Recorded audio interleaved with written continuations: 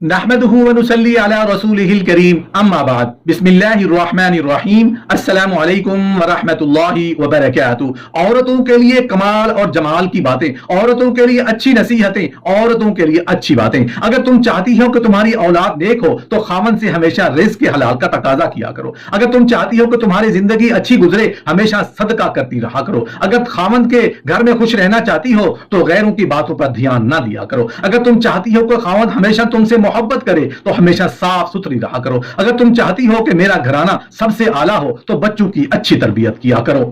بیری کے درخت کے نیچے پیشاب کرو گی تو جنات تمہیں تنگ کریں گے۔ خوشبو لگا کر رات کو کیکر کے درخت کے پاس ہرگز مت جاؤ ورنہ جنات تم پر عاشق ہو جائیں گے۔ رات کو درخت ہلاؤ گی تو تمہارے سر میں درد رہنے لگے گا۔ سفید لباس پہن کر اندھیرے میں جاؤ گی تو تمہیں عجیب مخلوق نظر آنے کا خدشہ ہوگا۔ پیشاب کر کے فوراً پانی مت پیا کریں ورنہ پیشاب پیلا آئے گا۔ نہا کر کبھی آنکھوں میں سرما مت لگانا ورنہ بینائی کم ہو جائے گی۔ پخانہ کر کے فوراً روٹی مت کھانا ورنہ بواسیر ہو جائے گی۔ آدھی رات کو اٹھ کر کچھ مت کھانا، پیٹ میں پانی بھر جائے گا۔ چلتے ہوئے کبھی روٹی مت کھانا ورنہ معدہ سکڑ جائے گا۔ شام کو ناریل کھایا کرو، جلد ملائم ہو جائے گی۔ شام کو چاول مت کھاؤ ورنہ چربی چڑھ جائے گی۔ جن عورتوں کی ریڑھ کی ہڈی میں درد رہتی ہے وہ چھوٹی الائچی کھایا کرے، کیونکہ چھوٹی الائچی کھانے سے ریڑھ کی ہڈی میں درد نہیں ہوتی اور ریڑھ کی ہڈی کمزور بھی نہیں ہوگی۔ تکیے کے بغیر سونے سے کمر کا درد کم ہوتا ہے اور ریڑھ کی ہڈی مضبوط ہوتی ہے۔ جتنی تیزی سے آپ کھاتے ہیں آپ کا وزن بھی اتنی ہی تیزی سے بڑھتا ہے۔ چھوٹا لقمہ لیں، آہستہ آہستہ چبا چبا کر کھائیں، کبھی موٹاپا نہیں ہوگا، کبھی وزن نہیں بڑھے گا۔ کھانے کے بعد سونف کھانے سے بینائی بھی تیز ہوتی ہے اور کھانا بھی جلدی ہضم ہو جاتا ہے۔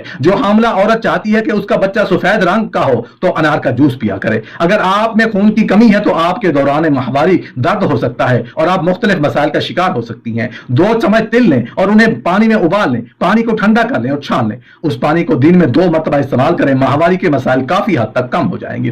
عورت کی 4 چیزیں چھوٹی ہونی چاہیے۔ عورت کی 4 چیزیں اگر چھوٹی ہوں گی تو وہ ایک پرفیکٹ عورت کہلاتی ہے۔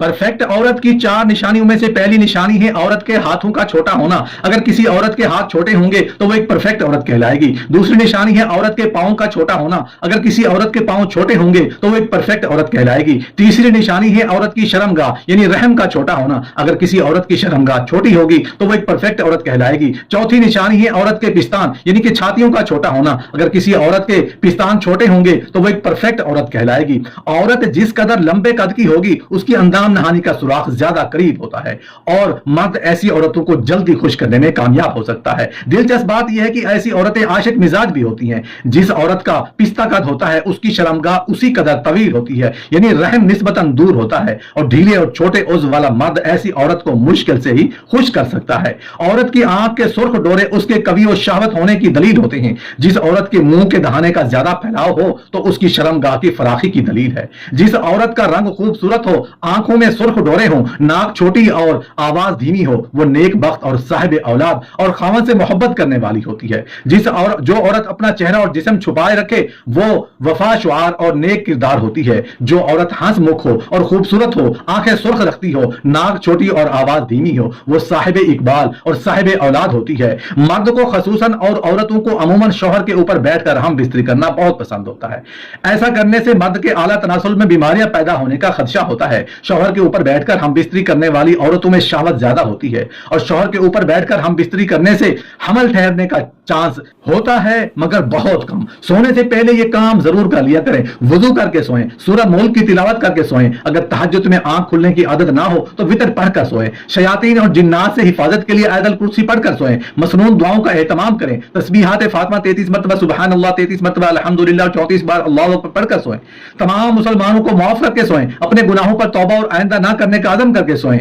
فجر کی نماز کے لیے الارم لگا کر سوئیں۔ اگر خوشی چاہتے ہو تو وقت پر عبادت کرو۔ اگر چہرے پر رونق چاہتے ہو تو نماز تہجد پڑھو۔ اگر سکون چاہتے ہو تو قرآن پڑھو۔ اگر صحت چاہتے ہو تو روزہ رکھو۔ اگر مصیبتوں کا حل چاہتے ہو تو استغفار کرو۔ اگر برکت چاہتے ہو تو درود شریف پڑھو۔ اگر مشکلات ختم کرنا چاہتے ہو تو لا حول ولا قوت الا باللہ پڑھو۔ اگر غموں سے نجات چاہتے ہو تو دعا مانگو۔ کوئی کام شروع کرو تو کہو بسم اللہ۔ کچھ کرنے کا ارادہ کرو تو کہو انشاءاللہ۔ کچھ اچھی چیز دیکھو تو کہو سبحان اللہ۔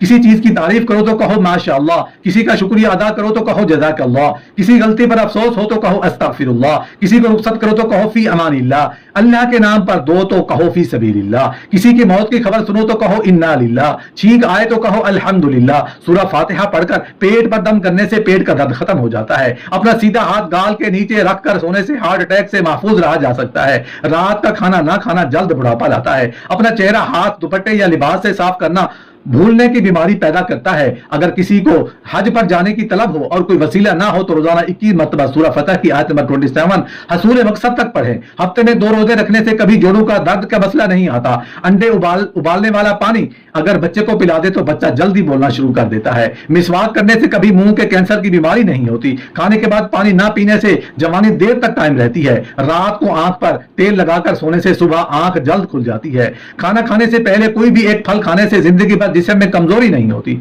घर के दरवाजे के पीछे खाक या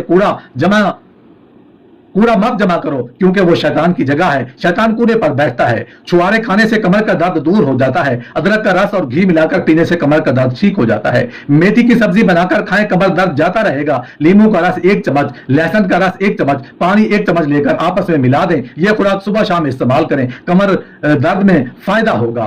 गम फेफड़ों को कमजोर कर देता है। दबाव दिमाग और दिल को कमजोर कर देता है। गुस्सा जिगर को कमजोर कर देता है। खौफ गुर्दों को कमजोर कर देता है। परेशानी मैदे को कमजोर कर देती है। इस्तग़फ़ार की बदौलत बंद ताले खुल जाते हैं। इस्तग़फ़ार की बदौलत तंगियां दूर हो जाती हैं। इस्तग़फ़ार की बदौलत अल्लाह जल्ल शानहू राजी हो जाते हैं। इस्तग़फ़ार की बदौलत हालात बेहतर हो जाते हैं। गरीबों के सामने अपनी दौलत की बातें ना करें। बीमार के सामने अपनी सेहत और तंदुरुस्ती का कसीदा ना पढ़ें। कमजोर के सामने अपनी ताकत का इजहार ना करें। कैदी के सामने अपनी आजादी पर फख्र ना करें। रंजीदा अफसरदा के सामने अपनी खुशहाली का इजहार ना करें। बे औलाद के सामने अपनी औलाद की जलवा नुमाई से परहेज करें। यतीम के सामने अपने माँ बाप की गुफ्तगू से परहेज करें। जो ज्यादा पानी पीता है वो ज्यादा ताकतवर होगा। जो ज्यादा बोलता है वो कम अकल होगा।